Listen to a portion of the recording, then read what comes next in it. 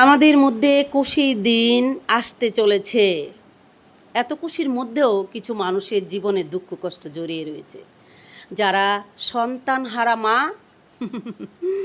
মা হারা সন্তান, তাদের চোখে মুখে কষ্টের চাপ, বুকে চাপা কষ্ট।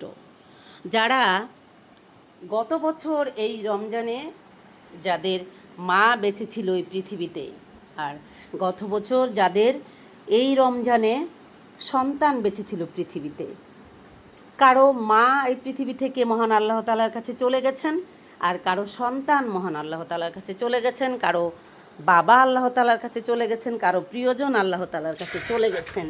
সেই মানুষগুলো কষ্টে আছে, দুঃখে আছে, বারবার ভাবছে যে আমার প্রিয়জন আমার সঙ্গে ছিল গত বছরের এই আনন্দিত দিনে, আনন্দের দিনে। তাদেরকে একটি কথাই বলবো, প্রিয় ভাই ও বোনেরা, আমার আপনজনরা, আমার বন্ধুরা, তাদেরকে একটি কথাই বলবো, আমরা চিরস্থায়ী নয় এই পৃথিবীতে, ক্ষণিকের জন্য আমরা এই পৃথিবীতে এসেছি। ছোট্ট এই জীবন, যে কোনো মুহূর্তে জীবন প্রদীপ নিভে যেতে পারে। তাই যে যেখানে রয়েছেন, যেভাবে রয়েছেন, সেখান থেকে মহান আল্লাহ তাআলার কাছে শুকরিয়া আদায় করুন, ভালো থাকার চেষ্টা করুন, আর যার সঙ্গে যা ঘটেছে সেটা উপরওয়ালার সিদ্ধান্ত হিসাবে মেনে নেওয়ার চেষ্টা করুন।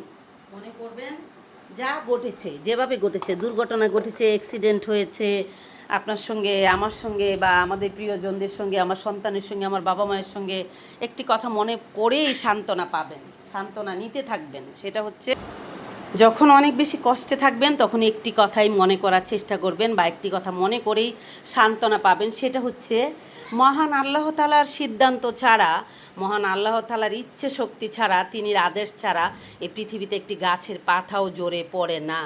তিনি যা চাইছেন তাই হচ্ছে। তিনি সিদ্ধান্ত ছাড়া এই পৃথিবীতে কিছুই হতে পারে না। সেটা ভেবেই সান্ত্বনা পেতে হবে। কারণ আপনার মালিক আমার মহান আল্লাহ, আমার মালিক আমার মহান আল্লাহ। এই পৃথিবীর যত কিছু সৃষ্টি রয়েছে সব কিছুর মালিক আমার মহান আল্লাহ।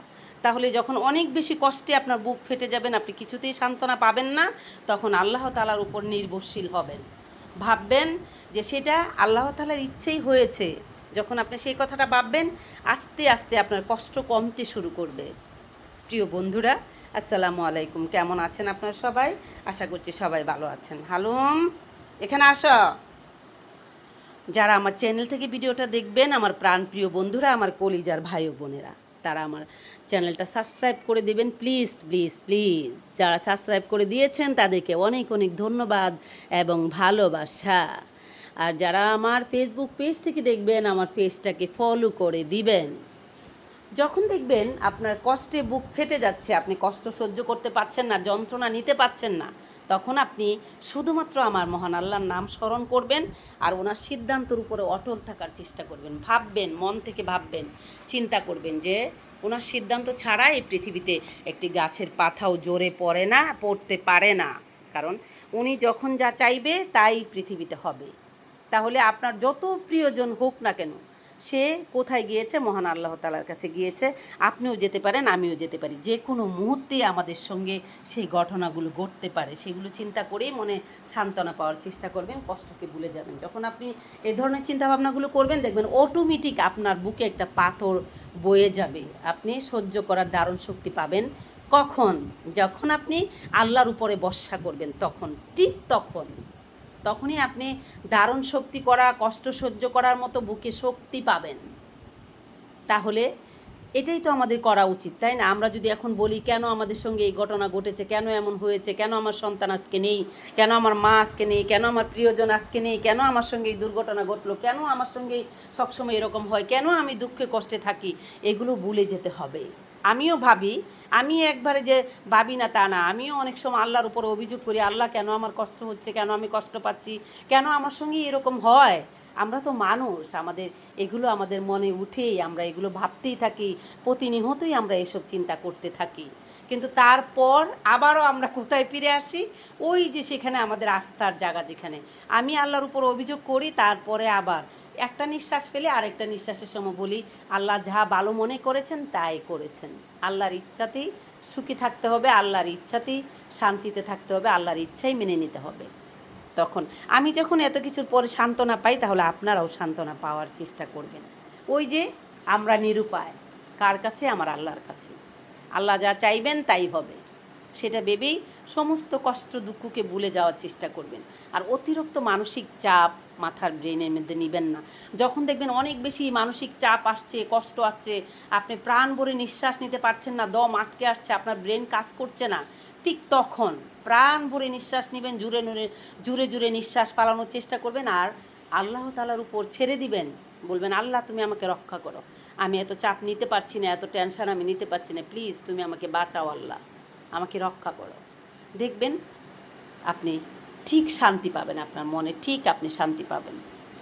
তো প্রিয় বন্ধুরা, আমার প্রাণ প্রিয় বন্ধুরা, দেশে এবং দেশের বাইরে যত আমার প্রিয়জনরা রয়েছে, বড়দের জন্য রইল আমার তরফ থেকে সালাম, ছোটদের জন্য রইল এক বুক ভালোবাসা। প্রিয় বন্ধুরা, সবাই ভালো থাকবেন, যেখানে আছেন যেভাবে আছেন সেখান থেকে মহান আল্লাহ তাআলার কাছে শুকরিয়া আদায় করবেন, দুশ্চিন্তা করবেন না।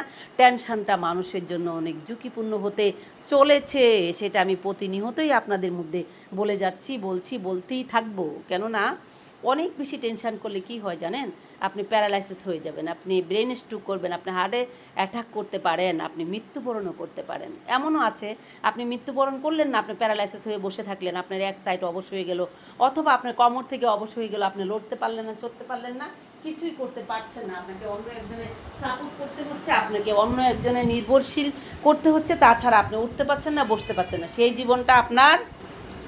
জীবনটা আপনার অভিশপ্ত জীবন হয়ে যাবে।